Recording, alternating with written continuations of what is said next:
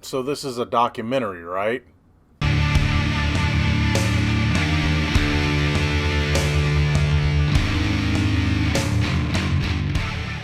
Hey everybody, what's going on? Today we are going to return to an alternative land where where the government has allowed one night a year for people to purge and purify, to where all crime is legal, except against certain people, of course, because the higher ups, they aren't supposed to be killed or anything.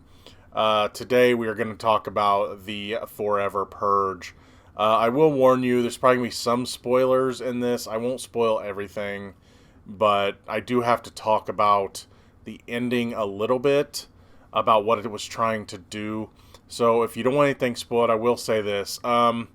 You could probably wait a little bit to purge and purify. While this movie did share a lot of things with the other movies, I don't know. This movie didn't. It felt like a purge movie, but it also, and for reasons I'm going to talk about in a bit, it felt more. Well, I don't want to call it propaganda. It felt a little like propaganda. I know this is a movie, but look, this series has always swayed, one way for its heroes and one way for its villains, right? At least after the first movie. The first movie didn't really tackle, it tackled rich and poor, but it didn't tackle the government and everything like that. This one definitely has a clear message, and yeah, let's just say it's about as subtle as trying to get a square peg through a round hole with a jackhammer. So, look, I would say you could probably wait and rent this one. I did get some enjoyment out of it and I will talk about why here in a bit. But I didn't think it was a great movie. It was fine. But then again, I felt like it was very preachy. Not saying I didn't agree with a lot of what it was saying, but for me, it comes to a point, and I don't care if I agree with the message or not. When a movie preaches too much, to me, it kind of takes me out of what I'm there for, a movie and a story. So anyway, what this story is about, it takes a little bit of setup, so bear with me. You have a Mexican couple, Juan and Adela. At the beginning, they are crossing the border illegally. And we find out why later, why they had to leave Mexico. Because they had to leave. Otherwise, death. So anyway, we skip to, it's like 10 months, 9 months later, something like that. And Juan works for Mr. Tucker, that's Will Patton's character, and his son, Dylan Tucker, played by Josh Lucas. He works for them, and Juan is really good at training horses and everything, and he pretty much upstages Josh Lucas's character, which Josh Lucas's character doesn't like him, and of course you really get a vibe of he's racist, but it turns out he's just like, I don't have a problem with anybody, I just think we should stay with our own, right? Is that a good way to look at it? No, but that's the way he sees it. He doesn't hate people of other races, but he's like, I don't understand you, and you don't understand me, so we should just stay apart. So anyway, they're working for them, and Adela is working for a butcher's factory. And we find out that after the events of the third movie, nothing really matters, because all that trouble of protecting, I don't remember the candidate's name, but Frank Grillo's protecting her, right? And she gets elected and she gets rid of the purge. Well, the NFFA, the New Founding Fathers of America, they win the next election, and really you can see where this is going. So they reinstate the purge, of course. And so we get a very short purge night where you have the Tucker family have burrowed down in their home, and of course they have security systems and all that stuff. And Juan and his wife, they go with a group of people who they have like a compound, and they're being paid to protect whoever can pay. So it's a group of people that, could band some money together, and they can be protected overnight. So anyway, though we see a lot of violence on the streets, the purge is uneventful for our main characters, both groups. So the siren sounds, everyone starts to go back to their life. So when Adela goes back to work, she ends up in a trap, and all of a sudden a group of creepy purge people come out, and they're saying, the purge isn't going to end. She's like, you can't do this. And they're like, well, the purge is forever. And Josh Lucas's character goes and starts opening up the farm and everything. And he's attacked by, it turns out, some people that work for him or work for him and his dad. And they are the ones that give us all the information that tells us that, the purge is never going to end. And that's how the premise of the movie gets started. Juan ends up, even though someone does die, Juan saves the life. Juan and his friend Titi save the life of the Tucker family, or most of the Tucker family. And they go on the run. And then the whole, or at least most of the mission of this, or most of the plot for these characters is they find out that the Mexican and the Canadian borders are going to be open for like 6 hours, and if you can get across, they're going to let you in. And then after that, they're going to close it. We're also introduced to a Native American character. I believe it's pronounced Chiago, and he is kind of an outspoken critic of the purge, as most of these movies have. And he ends up being an important character later on. Okay, so the message of this movie, as I said before, it's not very subtle. It's very blunt. Look, do you remember last year, and then I can't remember when it was supposed to be released before, but last year they had the controversy for that movie called The Hunt, where it was like the right wing outlets were how dare you release this movie, right? Because it's against us and it makes us look bad. And that movie really didn't. I mean, it was. I can't remember it really, but I didn't think it was overly offensive.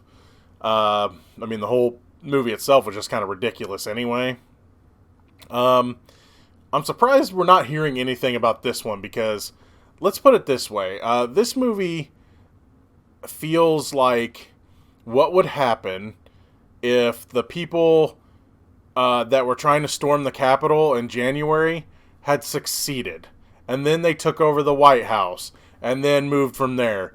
Granted, I was honestly surprised we didn't see anything like about the Capitol or anything, because as not subtle as this movie was, I mean, I was expecting that too.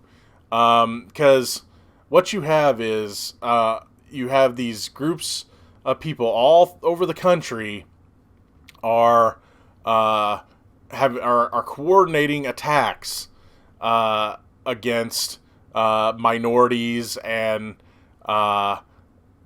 against the poor. And even though they say we're the poor, and they're basically, if we don't like you, we're gonna kill you, right? And like I said, it's not subtle at all. I mean, and of course they question, was this a coordinated attack? It's so coordinated, they had time to make hats and patches. And of course, they're red, right? So You can kind of see where this is going. I mean, you see a trailer, you know where this is going. Um, as for the story, I I enjoyed it enough.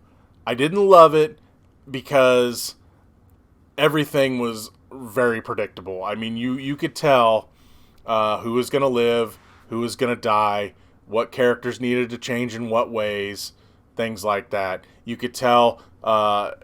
See, what was cool about the first Purge movie was that, like, say the boyfriend came over and you thought he had noble intentions, but no, he wanted to kill the dad, right?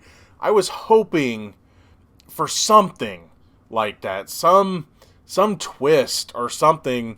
But no, in this, the heroes are heroes and the villains are villains, and it's definitely you know the right is bad and the left is good, right? That's just how, I mean, there is no gray area here. That being said, I did like some of the characters. They're a bit stereotypical. It's like, okay, here's your Mexican couple that are there so that your Caucasian couple can, or at least the husband can learn, that it's okay that we're together and we can learn from each other. He's not racist, but man, we needed to stay separate. No, it's okay that we're together. That's the lesson he's going to learn. And his dad was telling Juan, Will Patton's character, is saying, I tried to teach my son about America, but I guess I didn't teach him all the right things about America. And then the movie is very preachy. Again, I agree with a lot of the messages of this movie from the standpoint of America should be for everybody and everyone should be cool. But, they definitely just hammer it home the entire time. When we meet the Native American character, it's like, I know there's going to be a commentary on how the land was stolen. Again, I agree that was crappy and should never have happened, and it makes our country look terrible because we stole everything. But they hammer it home. They hammer messages home over and over and over again, and to the point where it's overly preachy. They tease a romance between Josh Lucas's sister, his character's sister, and Juan's friend Titi. But it's like, well, they're not going to kill off one of the main couples. First of all, you're not going to kill Cassidy Freeman's character because she plays the wife of Josh Lucas's character because she's pregnant, right? And also, it's like, I know where this story is going because at the end of the movie, I'm getting into spoiler territory here, but then again, it's pretty predictable anyway. Where she's going to have that baby and the message that they're going to kind of portray with that. So that they're not going to kill off the two main couples. So either the sister or the friend's going to die. It's going to be one of them, right? And I picked the right one. This movie also, they tried to introduce a villain about, I don't know, halfway or so through the movie. He seems like one of the ones that are helping coordinating this attack, this Forever Purge. I mean, he's got the patch on his arm. Now, you do not like this guy, of course, but it would have been neat to have him through a lot of the movie, right? They try to introduce him a little too late, I guess, is what I'm saying. For him to be a character that I would have liked to have more time with the character so you could despise him more, even though he's easy not to like anyway. Especially since he kills one of the main characters. I really thought that one of the workers that he started the attack on the Tucker farm, I thought he was going to be the main villain, but no, he doesn't last very long. So yeah, they do introduce us to part of the coordinated group, again, this leader, but I don't know. I don't think we got to spend enough time with him. But he was definitely very one dimensional. Again, you don't like him, you don't like what he stands for, but that's about it. He's just there to be the bad guy. Now I'm gonna be talking a little bit about the ending. So really, if you want nothing spoiled, definitely tune out now. Again, I recommend it as maybe a rental if you like the other movies. Definitely. I'm surprised. As I said, I know this leans a certain way. I'm surprised that a lot of right wing commentators and stuff are not like complaining about this one. So I want to talk about the ending. I knew, and I sort of brought this up in my review for that TV pilot whose name I'm not going to say. I kind of brought that up there, and it kind of feels the same way here. Though this one was blunt, at least this one was a little more based in a possible reality and not some magical land where everything was just flipped and it would still end up the same way, but different race on top. This one, I could tell it was gonna be the shoes on the other foot type of story, because the second I heard, see, the movie takes place in Texas, so I was just like, okay, they're definitely going to have to get to Mexico, right? Especially since two of our main characters were from there. So whenever it's like they officially said they're going to try to cross the border, I'm just like, okay, I know that the baby's going to be born in Mexico, and they're going to have to start a new life in Mexico because America, the United States, is going to be ruined. And I just knew that they were going to commentate on, all these quote-unquote illegals are going to be in our country now. So I just knew that's how the commentary was going to go. And again, it works a little better than that show pilot I talked about. But again, just it's very blunt and it's expected and predictable. Because you start hearing newscasts talking about these American dreamers and things like that. So it's a lesson I didn't really need to be taught. I believe that everyone should get a fair shake in this country as long as they want to, be good people, right? I mean, I don't want to see bad people come into the country, but I want to see bad people leave the country. But I don't. It's a lesson I didn't need to learn, and I don't know. Again, I felt this movie was just trying way too hard and being way too preachy, and it's just to the detriment of this what if world, because a lot of what happened in this movie in some ways could kind of happen. And one thing they do also, a message they try to bring to you is,